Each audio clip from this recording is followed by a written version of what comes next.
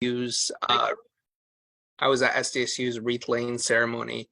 Glad to have that back in person this year, to recognize all of. I'm a former Aztec, and I was in the ISCOR major, the international security major. I had a lot of military veterans in my major, and classmates and colleagues, and two sisters who served in the Army. We don't take it lightly. And the Congresswoman's service on the her work on the Armed Services Committee, her tagline, but really her passion about this has always been, what are we asking our military families to do, and is it something, is it a sacrifice we're honoring? So that's something she keeps in mind every day. And then in terms of a couple of other community events that she's been doing, she's been she's been at all the higher education institutions this past month or two. She's been at the University of San Diego. She was at San Diego State University. She's been at Grossmont College.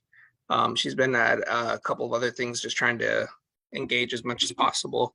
So that's about it for our updates. We finished our congressional app challenge. The deadline was November 1st, so we're looking forward to judging those and announcing our winners. If anyone has any questions, I'd be glad to answer them. So thank you for taking my rambling.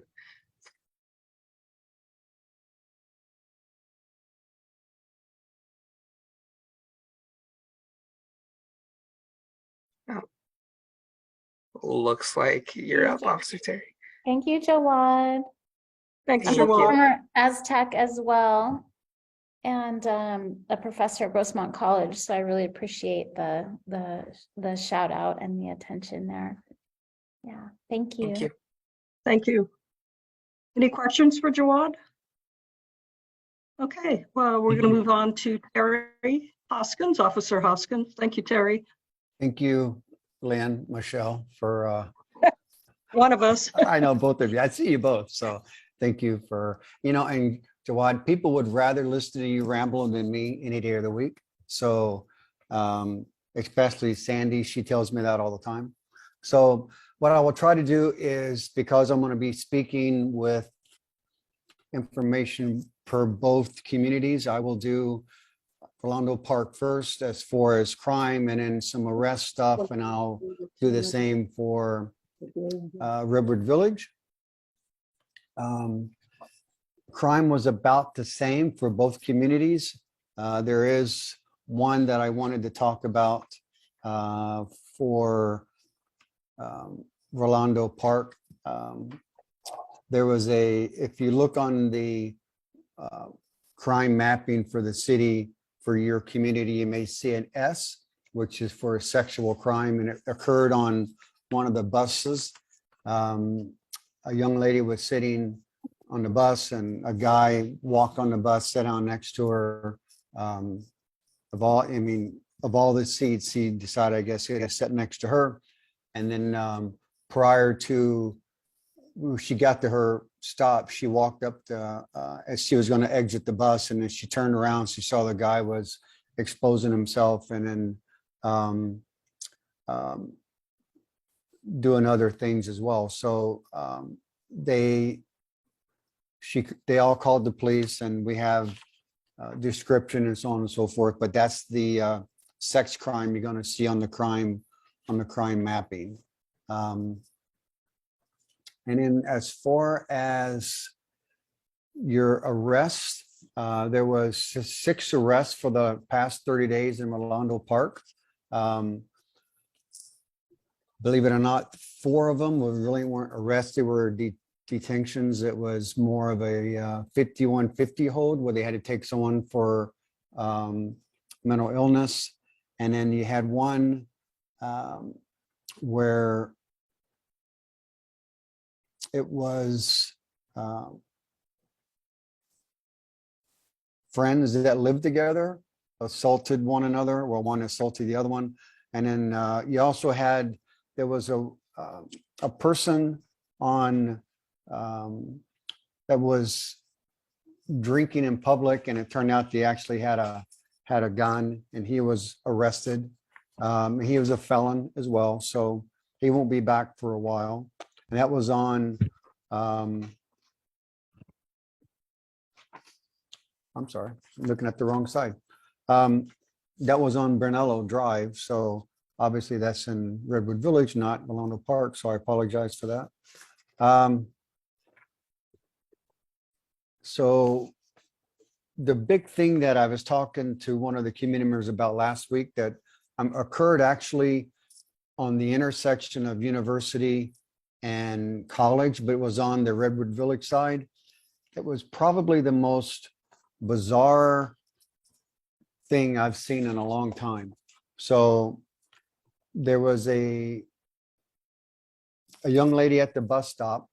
When I say young, it was a lady at the bus stop, a gentleman at the bus stop, right there next to where they're doing the refurbishing of that, I guess the old beauty building there. For whatever reason, the victim and the suspect have different opinions of this, but the female was about twice the size of the male.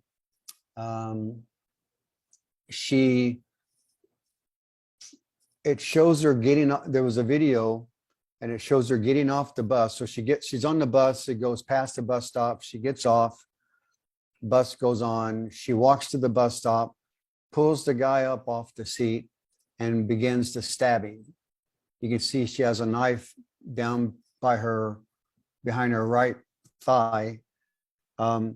He falls kind of in the, almost what we would call the, right off the curb, where would be a drain.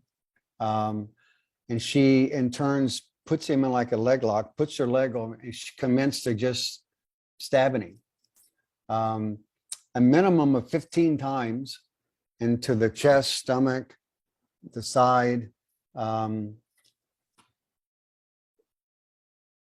Probably besides that coming out of a horror movie, because it really was just unbelievable of her just repeatedly just stabbing this guy. There was people doing construction work on the opposite side of the fence, and you can hear them just rattle the fence. No one does anything. The traffic continues to continue as normal. There was an 18-wheeler on the opposite side of the street. So it's on the north side of University going south. So it crosses University, drives up to them at that intersection as if they're gonna get out. And instead, whoever's in the truck just gets out, well, parks and just starts blowing the horn. Eventually, you see someone running up to the side and the lady just stands up. She's covered in blood. She walks off. She walks down Rock Place. She takes off her blouse, puts it somewhere, tosses the knife over a fence. Luckily, there were people that was around that had her on, obviously had her on camera, and they arrested her, and he survived. We didn't think he was going to, but the guy did survive, and we're happy about that. And he's never had contact with this lady, according to him. So I think it was Jerry from Orlando Park last week that asked me about that, and it was really bizarre.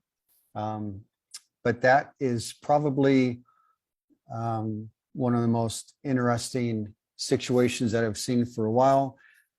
He was homeless. She was not. She was living in a shelter downtown, but she was not homeless.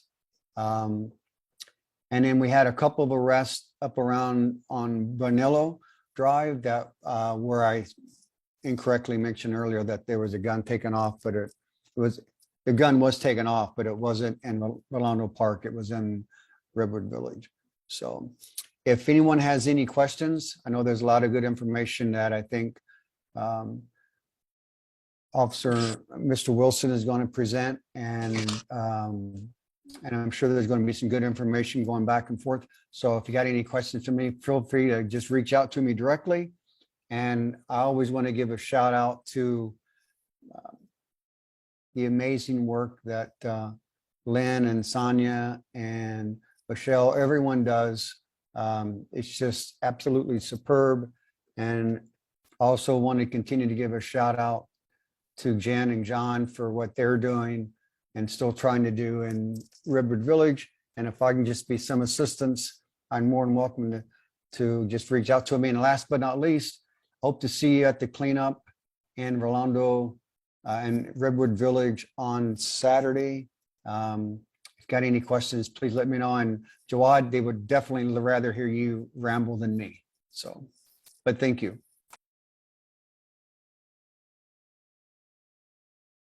Thank you. Any questions for Terry? Oh, we got a little echo.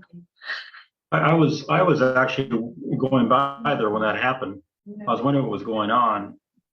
And then I think I did put in something on next door. I heard the helicopters over, but I didn't really see what was happening. So it was rather something, but you know. Yeah. And I said, maybe I should get out. I said, no, I'm not going to get out. And you know, maybe I should have. Well, I think that it's Or call 911, which I did. yeah, I think there was multiple callers for the 911. You know, in those situations where obviously someone is deranged and is definitely violent, you just want to make, you have to have precautions for yourself as well. So everyone understands that. And we're just fortunate that the gentleman that was stabbed repeatedly was not, he survived his wounds. So God bless for that. So, but thank you, Chris, for. Thank you, Terry. Any other Okay, questions? Lynn. Lynn, I know, I'm sorry. I don't. I'm sorry. It just goes with the, You. just Okay. goes with okay, the okay. territory tonight. I know. Sorry, No, apologize. you're fine. Thank you, Lynn. Thank you. Okay. So tonight, if you can hear me, and if you can't, please raise your hand. Tonight, we're going to have a discussion on a proposed ordinance called the PROTECT Ordinance. And PROTECT is an acronym for Preventing Over-Policing Through Equitable Community Treatment. And we have, as our guest tonight, Christy Hill from the ACLU, and we have Sergeant Jared Wilson from San Diego Police Department. He's the president of the San Diego Police Officers Association. So we're going to have, let Christy Hill go first, followed by Sergeant Wilson. And I'd ask you to hold any questions until both are presented, and then we'll open up the floor for any questions, okay? Thank you. And Christy, the floor is yours. Thank you. Good evening. I'm actually here presenting with Brandon Sigua from MOGO, who's also a CPAT member. So we're going to be sharing the presentation tonight. And we have a presentation to share. Lynn? Yes. Are we able to share screen? Yes, it's already on. Should be on. Okay, there perfect. You go. Okay. I will let Brandon begin. Perfect. Give me one moment. Can everyone hear me? All right. Well, thank you for having us here today to present on the Preventing Over-Policing Through Equitable Community Treatment Ordinance. My name is Brandon Christopher Sigua. I am the staff attorney for Community Advocates for Just and Moral Governance, also known as MOGO for short. Christy needs no introduction, but I'll give her a second to introduce herself. Christy Hill with the ACLU, who is a member of the Coalition for Police Accountability and Transparency, CPAT, who you'll hear a little bit more about shortly. So that's actually a perfect segue for this next slide. Give me one moment. So before we jump into what PROTECT does, I would like to share a little bit of info about CPAT. CPAT is a coalition of community groups, including faith-based, labor, and others that have been working together to address police accountability and transparency since 2016. Coalition partners work with a wide variety of communities, including refugees, immigrants, LGBTQ communities, and communities of color. The diversity of coalition members reflects the intersectionality of policing issues. I hope a few folks recognize some of these community partners outside of the ACLU. And if you do, feel free to shout them out in the chat. So we want to begin by acknowledging the racist roots of policing. Policing has been part of this country for a long time, even before the United States of America was officially established as an independent nation. There were informal militias that formed to help enforce order in countries and cities throughout the colonies. But some of the first police forces in America were created to control enslaved Black people. They would come to be known as slave patrols. By law, almost all white men had to serve in these patrols.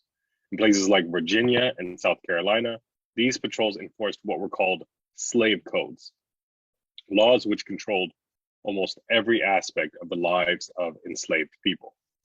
The slave patrols were designed to empower the entire white population, not just with police power, but with the duty to police the comings and goings and movements of Black people. Controlling the movements of Black people would continue to be a theme. Within months of the end of the Civil War, Southern states began passing laws that would later be called Black Codes. These laws took advantage of a loophole in the 13th Amendment to the Constitution. The 13th Amendment abolished slavery except as punishment for crime. The Black Codes, for all intents and purposes, criminalized every form of African American freedom and mobility, political power, economic power, except the one thing it didn't criminalize was the right to work for a white man on a white man's terms. Today, we see vestiges or echoes of these former laws and patrol in current policing today through the use of surveillance technology and the militarization of police departments. Community members have shared for years about how there is a different standard of policing when it comes to Black and brown communities as compared to white communities, and the data confirms this. This slide shows some of the key findings from a study completed by the San Diego State University. In 2016, SDSU researchers released, give me one moment. I'll get to that in a second. In 2016, SDSU researchers released a study commissioned by San Diego City Council, where they analyzed SDPD traffic stop data. The report looked at stop data from 2014 and 2015 and found several disparities in police practices. Black and Latino drivers were nearly twice as likely to be searched and less likely to have contraband as compared to white drivers. In other words, there is no public safety justification for why police are disproportionately searching Black and Latino drivers compared to white drivers. Black drivers were nearly 3 times as likely to be subject to field interviews than white drivers. Field interviews are when officers stop someone and ask them unrelated questions like, "Where are you going?" or "Why are you driving in this neighborhood?" A person does not need to be suspected of committing a crime to receive a field interview. Police can use the practice of curbing, where they have the person sit on the curb while they interview them. This tactic is both humiliating and often unnecessary. Out of the 259,569 stops conducted in 2014 and 2015, only 981 resulted in the discovery of contraband. This data suggests that traffic stops are not an effective tool for fighting crime. Less than 0.5% of stops result in the discovery of contraband, and most of the contraband discovered is drug paraphernalia, which isn't typically a public safety concern. Now, well, yeah, we went over this already. Sorry about that. The study authors made 2 important points. First, they concluded that the analysis of 2014-2015 traffic stop data shows that perceptions of differential treatment are supported by data and highlight several substantive issues that, in our view, should be given the department's full attention. In other words, the data backs up the stories we've been hearing from the community all these years. Second, they recommended that SDPD reconsider how traffic stops are used in law enforcement. Quote, "Seeing that traffic stops yield minimal crime control value while potentially contributing to the deterioration of police-community relations point to the need for reconsideration of how traffic stops are used in law enforcement." In 2019, the ACLU of San Diego and Imperial Counties commissioned a study by Campaign Zero. The study analyzed data from both the San Diego Sheriff's Department and the San Diego Police Department. We are going to focus on the findings from SDPD for the purposes of this presentation. The study found several significant disparities in evidence of anti-Black bias in police stops, searches, use of force, and arrests. SDPD stopped Black and Pacific Islander people at the highest rates per population. For example, Black people were stopped at a 219% higher rate than white people, and Pacific Islanders at a 126% higher rate than white people. In 85% of SDPD precincts, Black people were stopped at higher rates than white people. San Diego police made 35,038 stops of Black people during a 12-month period in a city with a total of 88,774 Black residents, an extreme level of policing impacting Black San Diego residents. In addition to anti-Black bias, SDPD had disparities in the treatment of Latino people, Pacific Islanders, and Native Americans as well. There were also significant disparities along sexual orientation and disability status. For example, SDPD was 22% more likely to search people they perceived to be LGBTQ during a stop, 54% more likely to arrest them without a warrant, and 33% more likely to use force against them than people that SDPD did not perceive as LGBTQ. SDPD was 81% more likely to search people perceived to have mental disabilities during a stop, and more than twice as likely to use force against them as compared to people that SDPD did not perceive as having a disability. And then I will pass it on to Kristen. Thanks, Brandon.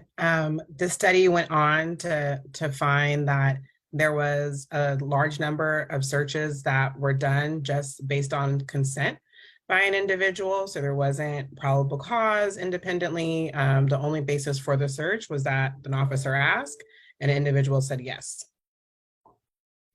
Next slide. Regarding consent searches, those were also applied in a manner that showed disparities, with Black people and Latino folks being more likely to have a consent search conducted on them, despite being less likely to have contraband than white people. Next. These findings suggest a presence of racial discrimination. And so following these reports and reports that have come since then, including a report just last summer that SDPD contracted with the Center for Policing Equity, CPE, to look at their data. CPE also found disparities. There have been analysis done by our local news outlets, Voice of San Diego, the San Diego Union Tribune, NBC7, that have also found disparities. And so after years of community experiences, these studies, in the summer of 2020, following the murder of George Floyd, we saw, our nation, our city, uprise. And we knew that the moment as a coalition demanded transformative change. And so we put together a policy package based on advocacy that we had been doing as a coalition for years, called Police Accountability Now. And the policy solutions included in that package included decriminalizing low-level offenses, funding non-law enforcement alternatives to address community needs by divesting from police budgets, establishing an independent community oversight board that had true powers, and instituting robust de-escalation and use of force policies that would implement the full vision of AB 392, the California Act to Save Lives, which raised the standard for when police could kill people. And the final component of the PAN package is the PROTECT ordinance. If you can go to the next slide. PROTECT seeks to end pretext stops, as well as limit discretionary stops by requiring probable cause for stops and searches. It would also limit stops for equipment violations and include accountability mechanisms for officers that violated the ordinance. PROTECT, as was shared earlier, stands for Preventing Over-Policing Through Equitable Community Treatment. Next slide. And if it's okay, Brandon, can I share a screen on the next piece?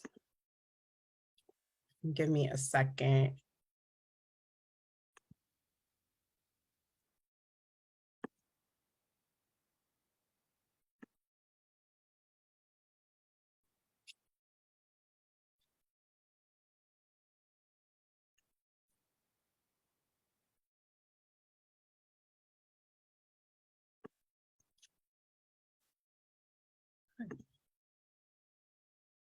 Okay. So PROTECT will raise the standard for STPD stops from reasonable suspicion to probable cause, providing stronger protections for people's rights that currently exist. It will prohibit pretext stops and consent searches that give STPD officers the power to stop, interrogate, and investigate people currently at their discretion. It will also require STPD officers to explain the reason for a stop and document those reasons in detail.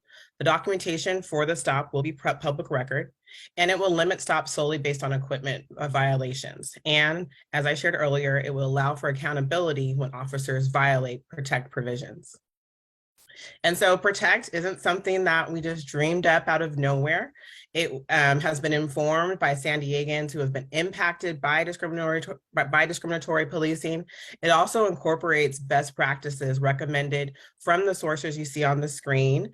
And so we believe it's important to pass PROTECT so that San Diego can be a leader and proactively address discriminatory policing practices that have been used to disproportionately stop, search, and interrogate people from Black, Latino, and API communities, as well as the LGBTQ, folks with disabilities, and other marginalized communities.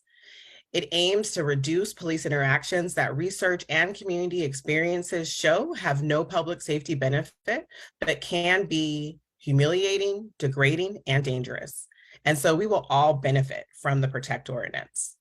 The current status of PROTECT is that last summer, Council President Pro Tem Monica Montgomery Stepp sent PROTECT for legal analysis.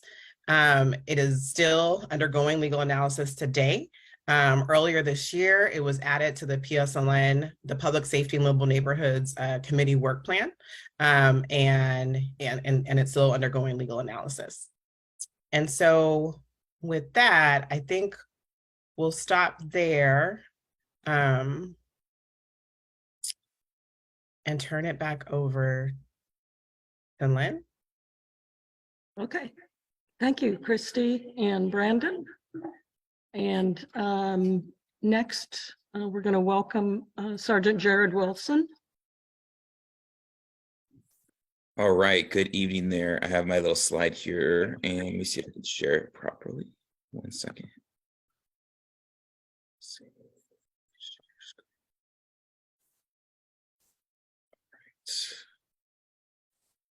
All right, are you able to see my screen now? Yes. All right, so let me just play it here. Slideshow.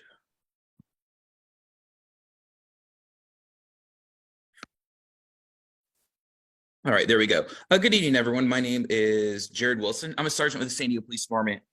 I started off as a 911 dispatcher in 2004 and was hired certainly after that as a police officer. I've been a supervisor and spent most of my career in patrol. I've been a supervisor since 2015 and went to STSU. That's me there last summer. Before I became the POA president, I was working in Mid-City Division and Patrol. So kind of close to your neighborhood over there. And I appreciate everything the community does over there to make everything better. What I represent is the Union of Police Officers, basically. And we're here to promote the profession, protect our members' rights, and really work with the community to make sure we have a safe community and that we're able to function and protect everyone. And so the PROTECT Act, why we are opposed to the PROTECT Act is very important. And we have a website called stopprotectact.com where you can read the actual language of the PROTECT Act. and hear about some more of this and just read the actual language. I would encourage everyone to read the language and take a look. But what the PROTECT Act is it represents the most radical anti-police legislation in local government that's been proposed in America to date. The state of Washington had some police reform measures they passed several years ago that have been rolled back. They did not go this far. Philadelphia and Los Angeles had rollbacks on traffic stop type of enforcement. And there's some data out today, actually, from the LA Times. When I'm done giving my presentation, I'll put a link to it in the article, that the rollbacks on traffic stops, particularly pretext stops in Los Angeles, has had the desired effects of reducing traffic stops. But according to that, they've gotten 374 firearms less off the streets this year. But in San Diego, the proposed legislation called the PROTECT Act goes much further. It eliminates fourth waiver searches, which means probation and parole enforcement of people already convicted of an offense by a jury and or a judge from pleading guilty cannot be searched under current conditions that the state Supreme Court and the federal Supreme Court currently allow. Equipment violations would stop, as we discussed as we heard previously. And what that means is it would make it incredibly difficult to do a lot of different enforcement. Here's an actual example on the ground of a stop the PROTECT Act would not allow. So on July 3rd this year, I was out working beach patrol, and there's a car that is pulling out of a space near PB Drive, and it had expired registration for over a year. We did it, my partner and I did an enforcement stop on that vehicle. The person inside ended up being a gang member who was out on bond for having a ghost gun. We did an investigation, asked him some questions, and determined at that point he also had a ghost gun on him, even though he was out on bail for the same offense. Thankfully, we were able to take that illegal firearm off the street and prevent a shooting, but we would not have been able to do that with the rules that the PROTECT Act puts in place. It also would stop things for stopping vehicles without a license plate. And license plate enforcement is very, very crucial to enforcing the law, because if you're out committing crimes, the first thing you do is take the license plates off your car so it can't be identified. It stops us for stopping individuals based on reasonable suspicion and elevates the need for a stop to probable cause. That level of legal reason to stop someone will really hinder a lot of crimes. For example, if I see someone with a ski mask on, standing outside a liquor store, and it's 85 degrees on in the middle of the day, that looks suspicious. Possibly this person is going to rob someone. I'd have to wait for them to actually commit a violation of the law to stop them. I couldn't stop them just based on reasonable suspicion. The PROTECT Act also doesn't allow us to question people beyond what the actual stop was for. That hurts our DUI enforcement. So if we're out enforcing it's 2 a.m, the bars have all let out, see a vehicle driving without headlights on and run a stop sign, I can stop the car for those violations, but I can't ask him any questions beyond what the stop was for. I can't ask him if he's coming from the bar, can't ask him if he's been drinking, because I didn't stop him for those things. I've done a lot of DUI enforcement. I haven't had anyone admit to me that they're driving under the influence before. So it'd be incredibly problematic.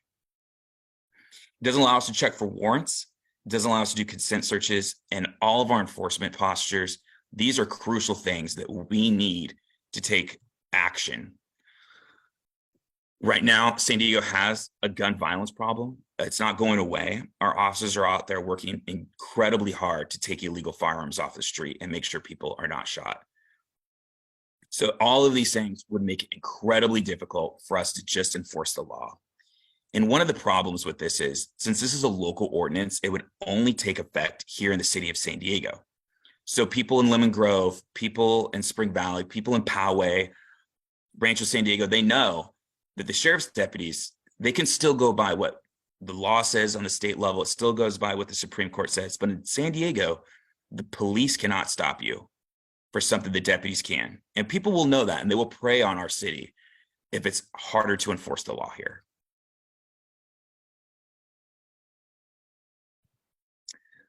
Where does this all lead? The PROTECT Act is really bad because our staffing is very low. Historically, San Diego PD is incredibly understaffed. We're a safe city, but we do that with very few officers. But I've been losing officers left and right. It started with low pay. It started with morale things. When my officers see things like the PROTECT Act proposed, They want to go to another jurisdiction where this is not a threat. So last fiscal year, we lost 241 officers, 66 just to other agencies, but other people to retirements and all kinds. And that's excessive. We can only hire about 180 officers a year at best, and we're not making our benchmarks on that. And what does that lead to? This is your staffing here in Mid-City Division, the station where Terry comes from and where your officers patrol out of. So the first shift, this is real data. I apologize if we're being a little out of date. It's the most recent information I have for February, March, and April. So the police department has minimum staffing numbers on the first watch, which is the day shift, the second watch, which is the afternoon shift, and the third watch, which is the evening shift. And they say, I'm going to guess here because it's been a year since I worked there, but the second watch shift has about 16 to 18 officers considered minimum staffing. In February, we didn't have that many officers patrolling the streets at all on that shift. We never met minimum staffing in February. We met it, looks like, one day in March and maybe 2 or 3 days in April. The other shifts are a little bit better, but most of the time we're going out incredibly understaffed. And when I was a patrol supervisor there, I know that your neighborhood very rarely had an officer specifically assigned to it. There was an officer on the beat next door or a little bit further north up on El Cajon Boulevard. But as a supervisor, I would decide which neighborhoods had a police officer assigned to it and which did not. And, to the credit of some of the activists, I do think the San Diego Police Department is not doing a great job with community policing. We simply don't have enough officers on the streets, and we need to keep the officers we have here so that they can work the neighborhoods for years on end, build that community trust. But we can't do that with the staffing challenges that we face. What does low staffing end up resulting in? It's high response times. So a priority 1 call, a life-threatening call in progress, a man with a gun, a domestic violence in progress, it's gone from a goal of 14 minutes, which we hit almost 6 or 7 years ago, to almost 40 minutes this year. 40 minutes for domestic violence in progress call is completely unacceptable. For a theft in progress or vandalism in progress, we're looking at almost 2 hours. And those are citywide numbers. So sometimes it's worse, sometimes it's better. They're averages. But we're blowing the sheriff's office out of the water. In Poway, the response times are 10 to 11 minutes for an emergency call like this. It's similar throughout the sheriff's jurisdiction. And for a large agency to take this long it is totally unacceptable. It's awful. We just don't have the staffing though. And this translates into rising crime rates. So in 2021, crime increased 13%. Overall, violent crimes were up, shootings were up, vehicle thefts increased 25%. Our parks are unprecedented levels of violence in our parks, 12 homicides in a year period, 20 shootings or stabbings. And that include Terralta Park in the middle of City Heights to parks up north in Sabre Springs and Mission Beach and downtown have been incredibly problematic. So, the Police Officers Association, we're in favor of more training. We're in favor of community police relations.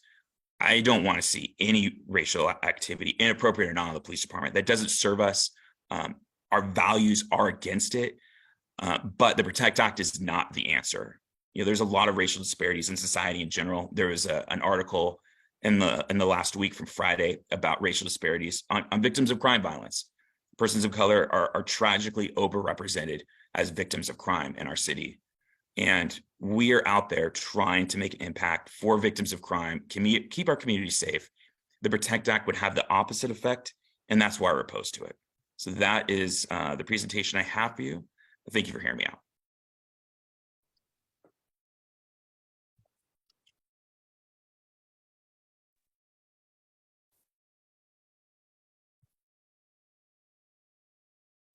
Hello? Did anyone hear me at all? There we go. Again. Oh, okay. Okay, thank you. Did I just talk for 20 minutes? I was like, did you hear me? Thank you very much, sir. All right, thank you. I appreciate it. At this point, we're going to open the floor up to questions. Please use the raise your hand feature. And you feel free to, I'm sorry, Sergeant Wilson, could you stop sharing your screen? Oh, sorry about that. I'm trying to post those links. First, Brandon, you're up. I had a quick question for Officer Wilson. Can you just educate everyone real quickly? What is the difference between probable cause and reasonable suspicion? So reasonable suspicion is when You believe a crime has occurred, is occurring, or is going to occur. When you believe that any reasonable person, a crime could be occurring. Probable cause elevates that to you believe a crime has occurred, and that you have a factual basis to at least make an arrest. That's the minimum cause to make an arrest. So you need to have more information. So, for example, if I see someone rob a store, I have probable cause to make an arrest. If I see that person standing outside with a ski mask on, looking like they're going to go in and rob the store, then I only know it's reasonable suspicion. They potentially could be, cold, or they just like wearing ski masks on during the day. I don't know. I don't know that a crime has occurred. That's essentially the difference. Okay. And is that your real belief? That's the difference between probable cause and reasonable suspicion? I just want to make sure. I'm not sure what your follow-up question means. I just want to make sure that is your understood definition of reasonable suspicion and probable cause as you use it in the field or, with your subordinates. Yes. Okay. Okay. Brandon, thank you. Fox, you had your hand up? Did you have a question? Okay, so I love the San Diego Police Department so much because of Terry and all the shenanigans that take place in my neighborhood, and the response has been always quick and effective. So I think, though, that these police policies come about because of the studies that were done about the, stopping, an unreasonably amount of people of color for not finding anything, and finding it with white people is why. And I think the biggest illustration of why these things come about is what happened in La Mesa with a posting of a La Mesa police officer manhandling a kid at a trolley stop, bus station, whatever it was. And it turned into 2 banks being burnt down and stores being invaded, and mayhem, total mayhem. I thank God that didn't happen in San Diego, but it is right next door. So I appreciate both sides, but I think that there has to be something going on with how these stops are being done to people of color. Way higher percentage of. And if that's what it takes to make these policies, then that's what it takes, because it's not changing. That's my comment. Thank you, Fox. Bettina, thank you.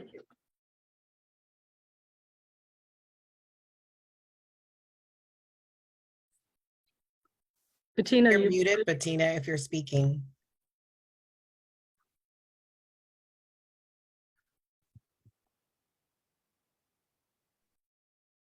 What are you saying? I'm talking to. Yes, but it's not clear. It's not clear to me. It's not clear to other people. Hi, I'm sorry. I was having some technical difficulties. Not unusual tonight. Thank you. Yes, I'm sorry. My question is for Sergeant Wilson. I, absolutely appreciate the issues that the San Diego Police Department is having. It's been a concern for a long time, shortage of officers, and all of that, because we do need our police, and you guys do things for us. And I can attest, especially Officer Hoskins, that, save our lives. But I am curious to hear from you. What is SDPD planning to do to address the concerns that were shared with us tonight about people of color being, grossly overrepresented in arrests and searches and things like that? I want to know how is SDPD addressing this problem? Because it's real. Right. So that one of the studies was done almost 7 or 8 years ago now. Since then, there's been numerous state legislation passed, AB 392, de-escalation training is some of it. I think we're in favor of getting out of a lot of homeless contacts. Unfortunately, persons of color are extremely overrepresented in downtown as part of the homeless population. We unfortunately have to make a numerous amount of contacts every day with the homeless population because of calls for service from citizens. We are absolutely in favor of transferring those types of services over to civilians. We've undergone mandated training now for racial biases. And I think our staffing is so low, we've reduced our stops by 30 or 40% already due to staffing since some of those studies were done. If I can respond and add additional information to that, I'm happy to share in a little bit a screen showing studies that have happened from 2002 through 2021. And there's been analysis by local media outlets since last year, but the studies are, and the most recent, and the one from 2021 was again contracted by the San Diego Police Department. They contracted with the Center for Policing Equity. The Center for Policing Equity also found racial disparities. That's point one. Point two, for the last decade, 10 years, STPD has received budget increases year over year. The most recent one was 23 million. We cannot fund our way out of racism. We cannot train our way out of racism. We have to address the practices, and that has not been tried yet. And that is why CPAT and community members are calling for transformative change. We can't do a Band-Aid on racism. And that is what we are dealing with. It's racism. And that is hard to hear for folks at times, but that is the reality. And so to sit with that, if that's not your reality, to know that your neighbor, your barista, your child's teacher, your doctor, who might be experiencing this, and it doesn't always result in a fatality, right? It is the everyday occurrences, whether it's a stop, whether it is a search that derails your day for 20 minutes. That can create trauma. And it is not adding safety to our larger community. And so we hear from the Police Officers Association and from police officers a lot of fear mongering, talking about trying to raise fear, right? And we are talking about what is actually happening in our communities, to our neighbors, to our family members. That is personal testimonies, but also data, years of data that the police department has also contracted. We're not making it up, and we're not running from the numbers. We want solutions, and that's what Protect is about. And I'm gonna drop in the chat Pass Protect SD, where you can download the language of the ordinance directly, where you can get some fact sheets about what Protect does, and some other information. Okay. Thank you very much, Christy and Jared, for the response. Bettina, did you have a follow-up question? Your hand is still up. No? Okay. Any other questions? No? Okay, very good.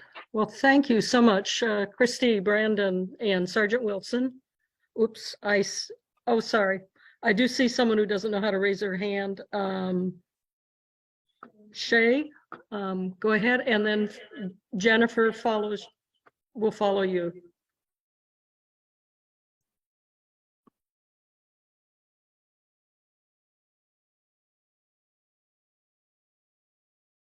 Michelle? Oh, Shay said, why are police not allowed to do equipment violations? Do you want me to answer that, or you want to take it? Go for it. So yeah, currently police are allowed to enforce equipment violations. That's not an issue. What Protect would do is limit stops based off of equipment violations. because very often equipment violations can be used as a pretext for stopping, let's say, a Black or brown citizen, right? It'll be a broken taillight, but that'll result in, you know, what could be a 20-minute stop, what could be an hour-long stop, what could result in, you know, search or other things that impact people's lives and cause them trauma, as Christy was so eloquently saying. Christy, did you want to add anything to that? Yeah, just that those stops can also, we know from the news, can also end fatalities. And we don't think that anyone should lose their life over an equipment violation. We also know that from the CPE study done last year, the Center for Policing Equity study that was contracted by the San Diego Police Department, that equipment violations were disproportionately used on the Black community here in San Diego. And after speaking with lawyers who represent these clients, they also cited this as a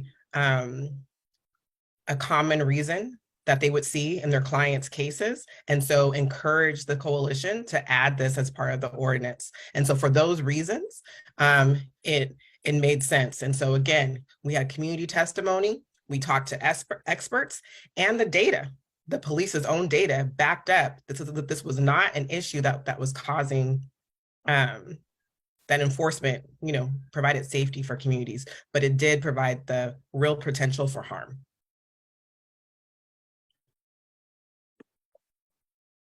Thank you, Christy.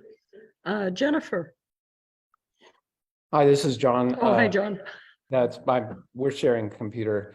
So my question was actually for Christy and Brandon. In one of your slides, you had a bullet point that had something to do with diverting some funds from the San Diego Police Department toward and to be used for community-based solutions. I wanted to hear more about that, if I may, and what sort of specifics that you would recommend.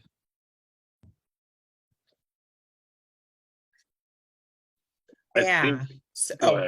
Okay. So Protect, you know, like we shared, will address SDPD's current protocol for stops and searches that disproportionately harm San Diegan residents, communities of color. And we believe that by reducing discriminatory policing and redirecting those resources to community-based solutions, that this will make San Diego a safer place for everyone. We are not proposing what those solutions should be. That should come from the community. We believe that communities know their needs best, but we know that, and I think Jared, you know, shared this even, we know that police should not be our first responders for folks experiencing mental health crises, that folks that are unhoused, we need to provide them housing, we need to provide them medical care.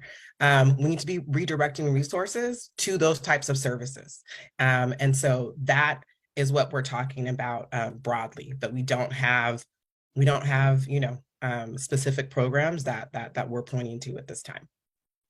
And if I may, Christy, I do believe that was also just a recommendation made by PAN. Like, it was one of the many recommendations, Protect being one of the recommendations that we're talking about tonight. But Protect wouldn't defund the police, if that's what you're concerned